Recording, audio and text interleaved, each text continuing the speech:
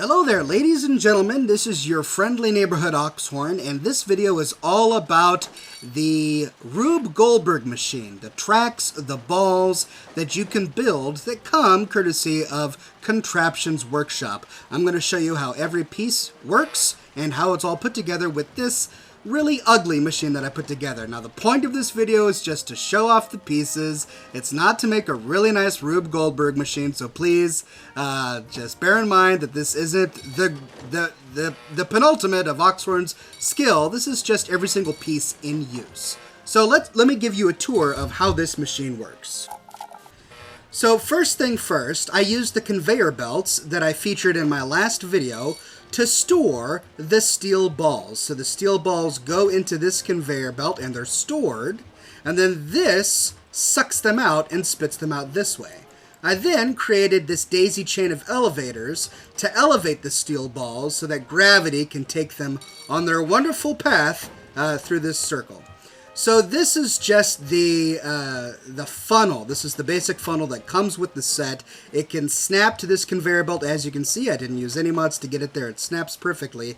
The ball comes out and starts to go down this track.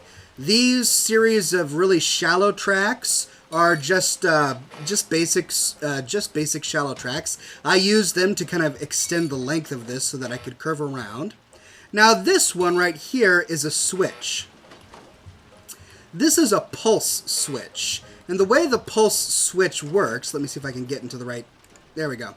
So the way a pulse switch works is when it's triggered by a ball coming down, it activates and then switches off a moment later.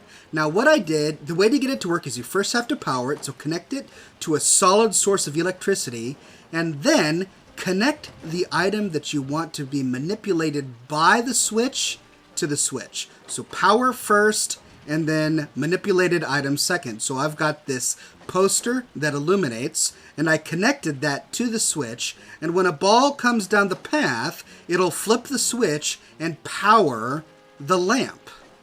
But because this is a pulse switch, it'll turn itself off automatically in a short period of time. Watch this.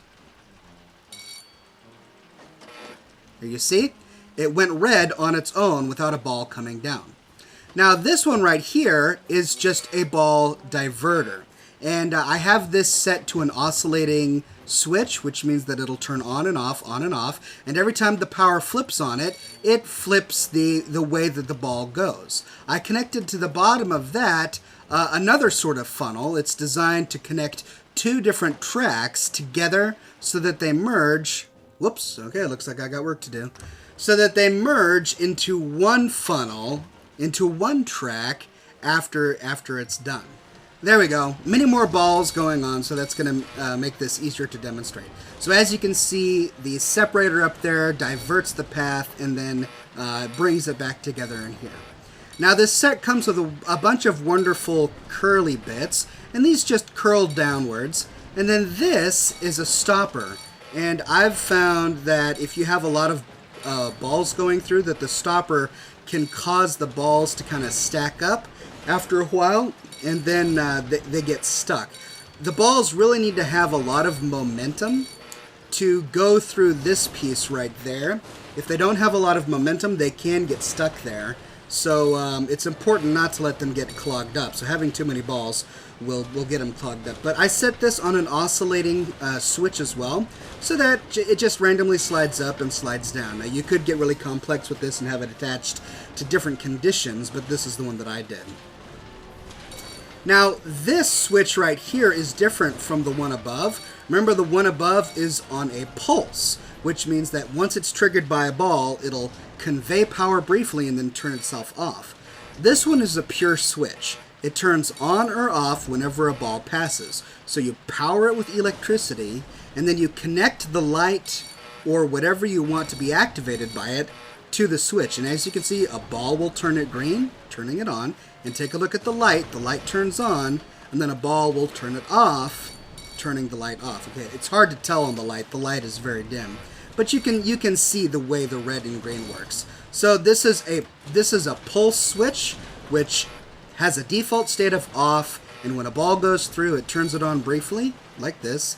The default state is off, And then the ball goes through, turns it on briefly, and then turns it off. And this one has no default state. It just turns on and off every time a ball passes.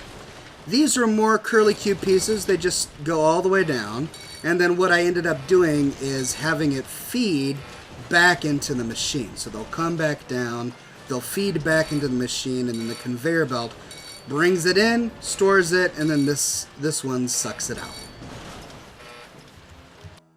Now there were a few pieces that I didn't have a chance to put into this machine, and I'm going to show them off really quickly by scaling this contraption here. So as you can see, I just used all the rest of the twisty ones and then some long straight ones. Some of them have supports attached to them. Others you have to attach supports to by themselves. So I wanted to show this off. This is basically a funnel, and it snaps to other floors, and you can drop a ball in there. And that funnel actually has another piece on it that conveys the ball down into this funnel that I have on the bottom here. So there you go. Those are all of the pieces that come in the ball track set. They work really well with the conveyor belts just to get them moving so that they can work really well with the rest of the track. So there you go. You now know everything you need to know to make a really complicated, complex, and cool Rube Goldberg machine. I can't wait to see what you guys come up with. I can't wait to really spend some time on this and sit down and build something amazing. I'm grateful to Bethesda for putting together such a really cool contraption, because I've wanted to build Rube Goldberg machines for quite some time myself, so I'm going to spend some time on this probably tonight. Well, ladies and gentlemen, thank you for watching. I hope you learned something with this. That's every piece in the ball track set.